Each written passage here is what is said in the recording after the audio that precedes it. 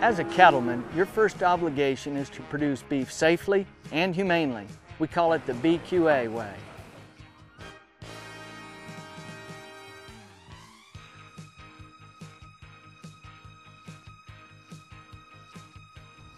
For more than 2 decades, BQA has stood for Beef Quality Assurance, and it's a commitment that touches just about everything you do with your cattle, from handling them quietly, to administering injections properly, to marketing cattle of the highest quality possible.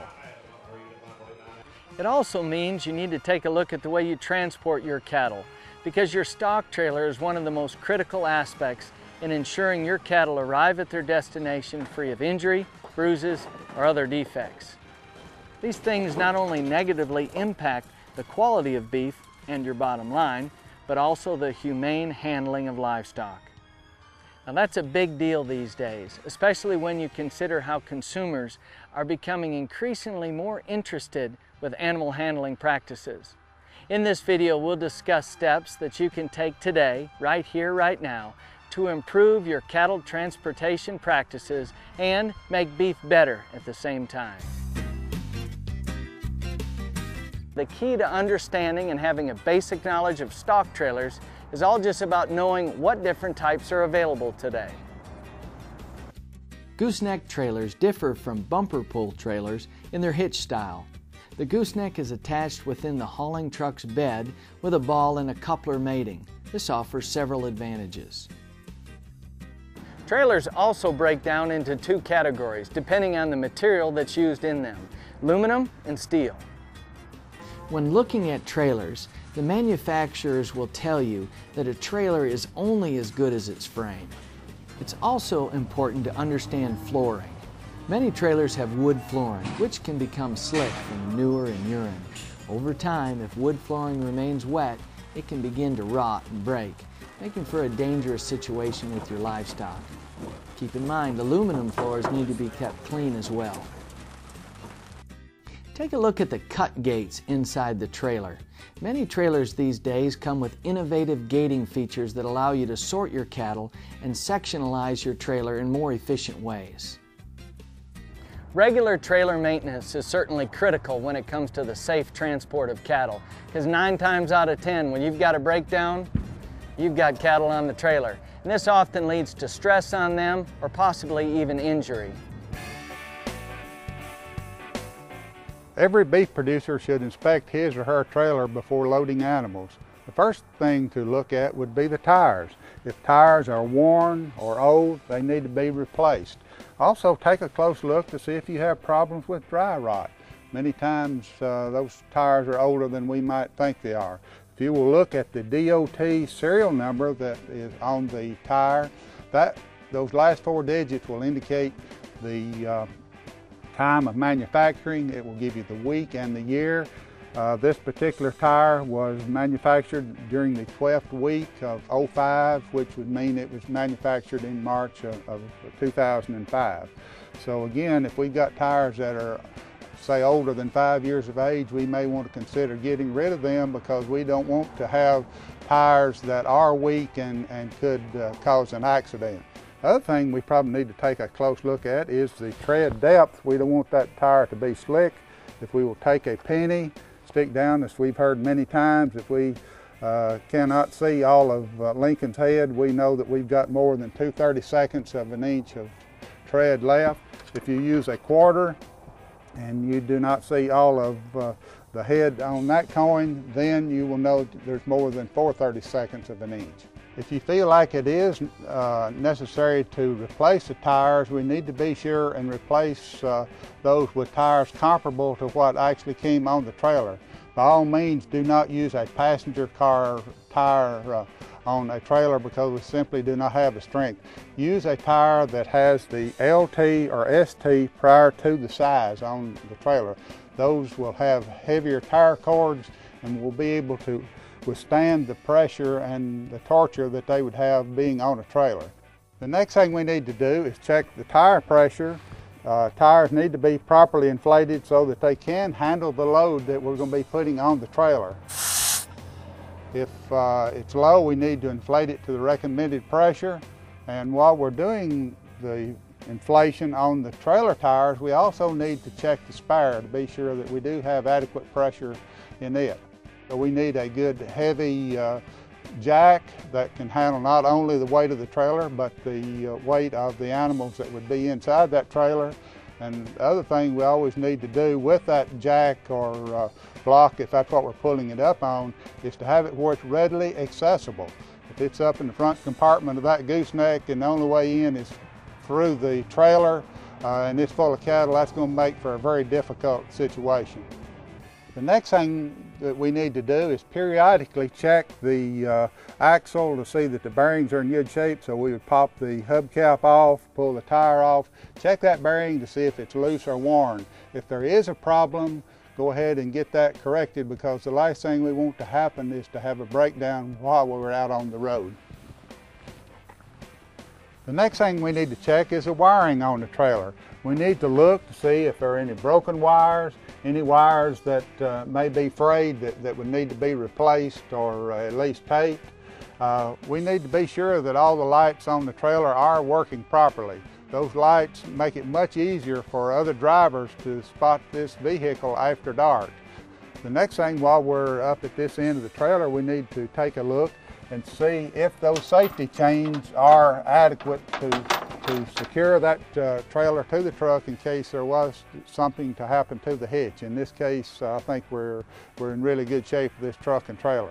While we're up here at this portion of the truck, let's take a look in the toolbox, and we can see where we not only have a jack available that's adequate to lift the trailer, but we also have a safety triangle that can be put out in case we were to have a flat or be disabled on the side of the highway. If we do have a breakdown, we need to put a reflector out. It's recommended that this reflector be approximately 100 feet back behind the trailer. You might want to give consideration to buying a safety kit. They're available at a lot of the local auto supply stores. This particular one here has got a number of compartments with a lot of different things in it. Here we've got a small compressor, we have flashlights, we have a reflective triangle. I think in another compartment there's a tow rope, jumper cables. So there's a lot of different things, and even if we accidentally bump our finger, knock some skin off, we got a first aid kit, which can be very handy too. We've taken time to inspect the outside of the trailer and feel comfortable that it is capable of hauling cattle. Now we need to look on the inside. We need to be sure that this trailer does have good footing for the animal, and also we need to be sure that if it's a metal trailer, that we don't have rusty spots to where those animals might end up putting that extra pressure on and actually putting a foot through it. We also need to check the gates inside to be sure that they're in good shape and not extremely rusty. If we have a wooden trailer, we need to be sure that those boards have not become weakened over time. We need to try to keep that manure out of it as much as we can. That will help from a disease control standpoint. 2 or 3 inches of manure in a trailer may weigh as much as 2 or 3 calves. So this means that you've got extra weight that truck has to pull. That's going to increase the cost of pulling that trailer, and it may actually cause the trailer to be overloaded. Also check the brake pads. Be sure that you have an adequate pad available. Test the brakes out to be sure that they are working properly. The last thing we need to do before loading our cattle is to select the route that we're going to take to the other farm or to the market. We need to try to find a route where we'll have a minimum amount of traffic, as few sharp turns as possible, and also try to avoid those roads that will require a lot of frequent stops. Try to drive at a relatively constant speed. Rapid acceleration or deceleration can cause animals to lose their balance. This can result in injury or even some bruising. The last thing you want to do is have your cattle slipping and falling because you're driving too fast or in a careless manner. Humane handling and animal transport practices are coming to the forefront in the beef industry. For several years, Jim Turner with North Carolina State University has been working with cattle producers across the country to improve their livestock transportation practices. Most cattle are hauled in a stock trailer at some point in their lifetime. Whether it be from farm to farm, pasture to pasture on the same operation, or from the farm to a weekly livestock market. Before we start hauling cattle, we need to look at the truck that we're going to be using. In the owner's manual, there's two very important numbers to look at. The gross vehicle weight rating, which tells us the weight of the truck as well as its contents, and the gross combined weight rating, which is the weight of the trailer and the truck and their contents. We don't want to go past these numbers because when we overload, it's going to negatively impact handling of the truck. And it's also going to increase our risk of accidents.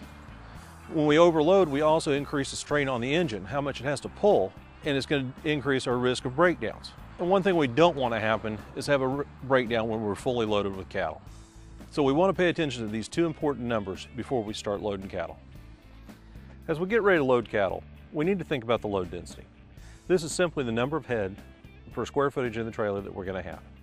We want to make sure the cattle aren't in the trailer too tight, because if they're too tight, they're not going to have room to move around or regain their footing if they should lose it. And also, if there's too few of animals on there, they're going to get jostled around as the truck's going down the road. When we overload cattle, we're going to increase the stress on them, which is going to increase sickness later on.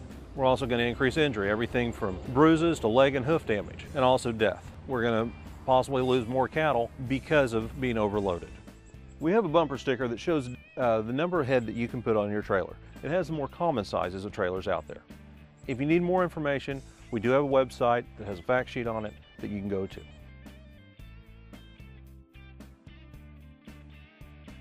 Also, we need to look at the axle rating of the trailer to make sure it can handle the load that you're wanting to put on it, because not all trailers are created equally. This is an example of an overloaded trailer.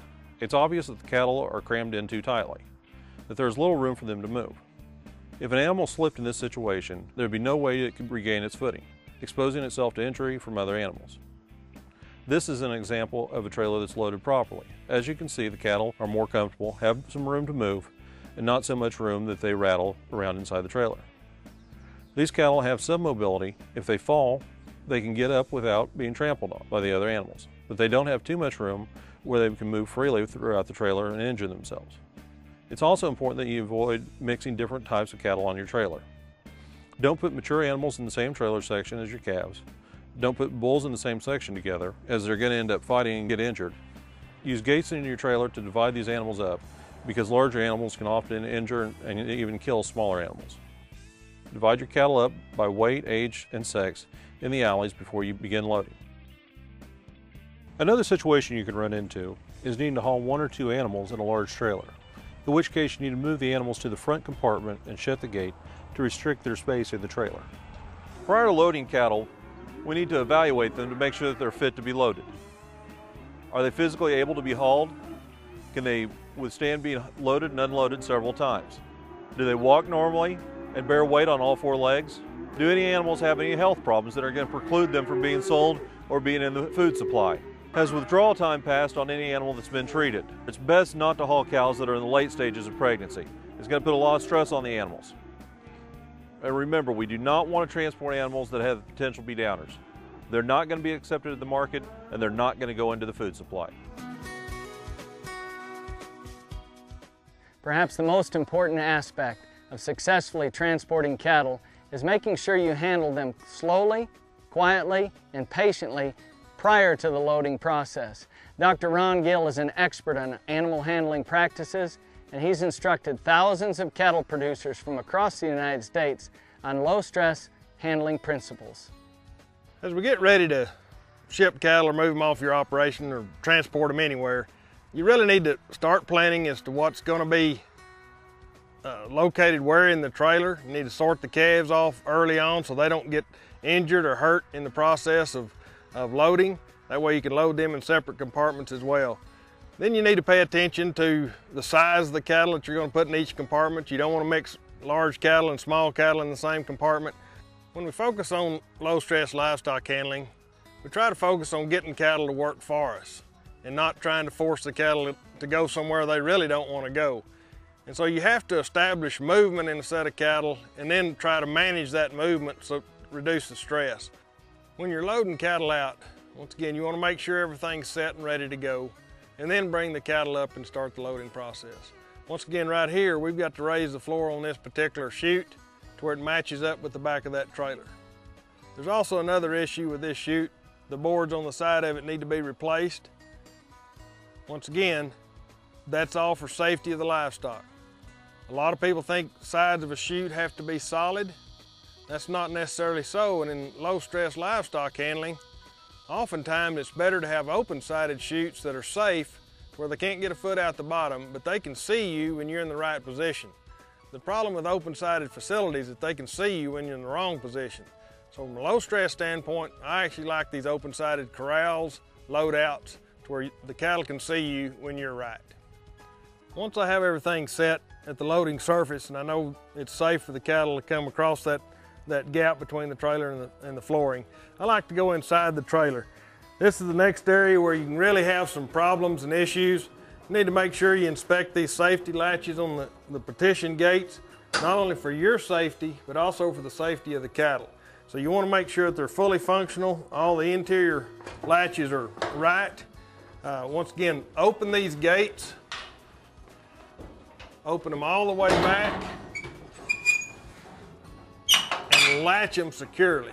You don't want them drifting in front of the cattle as you're loading. You might have to reload, or cattle will hang themselves on the edge of these gates causing injury, and it's very dangerous. You just need to make sure you do that.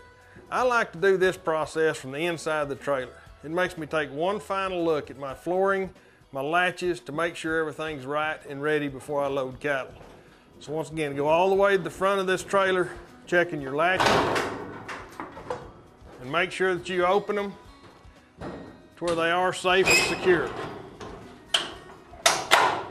The other aspect of this we don't talk about very often are these self-catch latches. These are very important. You can push that gate and it will latch itself. If you're having to try to pin a gate at this point in time, it puts you in a very unsafe position. So if at all possible, go to these self-catch latches, and then you can secure them normally from the outside to make sure they don't come undone. But if they come undone in transportation of the cattle, that can cause some injury to the livestock as well. So once again, do your interior inspection, see if you see any loose wiring on older trailers in particular, see if anything's been pulled loose, and just make sure everything's secure. One thing you really want to do, and probably the last thing as you exit the trailer, is check the flooring and make sure that it's secure, that it won't have any breakthroughs. And the other aspect of it you need to be cautious about is the traction on the flooring. You don't want slippage in a trailer. This particular trailer has very good grooves to it.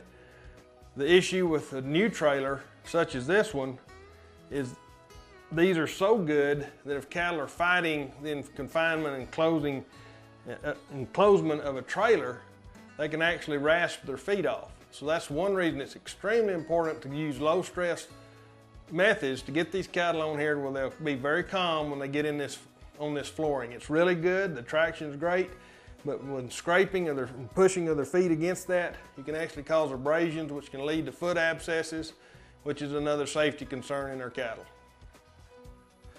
Once you're through inspecting the trailer, the next thing is to decide how you're going to load that trailer. Where you need your weight distribution, what type of cattle you want wearing the trailer. And that depends a lot on the type of trailer you're using. Whether or not it's a bumper pull trailer or tongue pull trailer, follow behind is another term that's used for them. Those trailers have to have the majority of the weight in the front. You want to balance it out to some extent, but if you get it too heavy on the rear of the trailer, it has a tendency to whip as you pull that trailer down the highway. So you want to make sure that you have an equal and correct load distribution in those trailers. On a gooseneck type trailer, it's not that big an issue where the weight's located in that trailer. You don't necessarily want it all up at the front, but it will not hurt the pulling and towing capacity of that vehicle. On the pull behind trailers, you also don't want to overload that trailer relative to the towing capacity of the vehicle that you're going to be pulling it with. That leads to very unsafe traveling conditions. So once again, make sure you have your load densities right, the right number of cattle for each partition within the trailer, and make sure that when you have all that in your mind, everything's sorted right, then you can go load the cattle. As we get ready to load trailers, a lot of people like to put their cattle right behind the trailer or in a crowd tub before they're ready to load those cattle. When you do that, you lose movement.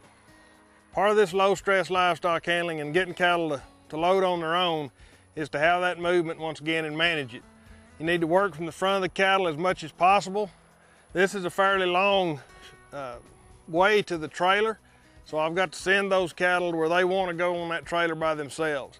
If you had somebody working from the outside, they could be working in this area in front of me and continue to put a little pressure on those cattle. As we get these cows up close to the back of the trailer, I want to always go to the gate and open it before I start to load them. Ideally, I'd like to send these cattle past this gate and then bring them back to it. But this particular setup will work as well. Get the cattle lined out, have them come around me, put pressure on them. All I have to do is work from the front of these cattle to send them on that trailer. Back off of them, let them load themselves. You've sent them, there's nothing to stop the cattle at this point in time. You can stay a safe distance. Either you can follow them up and close them in the trailer. Once again, they're on that trailer, they're quiet and they're calm. It's interesting a lot of times when cattle load that easy, people seem to think all of this was an accident. But that's part of the key to understanding low stress livestock handling is where your body position needs to be to make it look that easy. And once again, if you're in the right position and you send those cattle right, and that's a key word, it looks like you're not doing anything. Before you unload your cattle, back up your trailer so that it's square against the unloading area. Make sure there's not a large drop-off from the back of your trailer to the ground so that cattle don't fall out the back. You want them stepping easily out of the trailer, not jumping off a cliff. When you go to unload a trailer, you can do it one of two ways. I like to unlatch the gate from the inside. If my cattle are quiet and calm, to me that's the best way to do it. As you exit the trailer, then that also gives them a point of view to follow you off that trailer. But you want to be very careful when you open that compartment latch. That gate can spring back and hit you and it creates a safety issue. If there are two of you out there unloading the trailer, then you can go in and unlatch the trailer gate from the outside and have someone catch it on the off side of the trailer and hold it open as the cattle exit. Otherwise, the gate has a tendency to swing back into the trailer and can be a hazard. So either way works. If you're not real confident with the cattle, it's probably best to operate the gate from the outside of the trailer. It's really important to allow cattle to come off a trailer quietly and calmly. One of the first places you'll find cattle getting crippled is coming off a trailer, even more so than loading, and because a lot of times we try to rush them off or force them off a trailer. We need to be very careful about that. If the cattle are not afraid to come off that trailer, they'll ease off very quietly and calmly. Once again, reducing the stress on that cattle, and that's what we're after. So try to make sure that when you open that gate, they see the opening and allow them to find their way off the trailer. No doubt all of these tips and methods have merit and need to be considered, but you got to keep in mind the weather. Weather conditions have a big impact on the comfort and overall stress of your cattle during transport. That's why it's so important to consider the weather before loading up and heading out. If the weather is hot, schedule your transport for the evening or early morning when the temperature is cool. If a winter storm is pushing in, consider rescheduling the date or time of transport. Winter conditions are not only dangerous for your livestock, but also for you. No matter the conditions, always drive carefully, taking into account your personal safety as well as that of your livestock. In really extreme weather, your trailer probably should be covered to protect against extreme elements, but at the same time, cattle do need ventilation. When you're hauling cattle, avoid long stops, particularly when weather is extremely hot or cold. You don't want to leave them sitting on the trailer because the longer they're loaded, the greater chance of injury. Perhaps the greatest benefit to transporting cattle the BQA way boils down to economics. Simply put, it makes financial sense to transport cattle humanely and safely. We have over 50 sale days a year, so through the years we've seen a lot of changes in how transportation has occurred in East Tennessee. And we really feel that we see the importance nowadays of low stress, quietly handling our cattle, as most of our cattle come in on goosenecks now. the way the farmers get them up, the way they handle them before they get to the market, the way they drive with them on the road, all affects how the cattle handle when they get to the market and the product that they have. Production costs are rising. Everything that our customers do is costing more. So anything that they can do that puts more money in their pocket is better for them. And transporting their cattle in a humane, quiet manner will obviously add value to their cattle, because when they get here, they'll be in the right frame of mind to be marketed correctly, and it helps us do a better job of marketing their cattle. The cattle industry is also faced with the increased scrutiny by the media and animal rights activists. One injured cow can give our adversaries $1 million worth of publicity. We have a good story to tell, but in the future we need to work harder at making sure we transport cattle the right way to prevent our industry's reputation from being impacted negatively by careless management. Well, there you've seen it, plain and clear. Transporting cattle involves a lot more than just hauling. The process includes trailer maintenance, low-stress handling before, during, and after the haul, load limits, adjusting to the weather, and even choosing the best route. The world has changed, and transporting cattle correctly can go a long way in helping to keep us cattlemen more profitable and send the right message to the consumer who chooses to buy beef.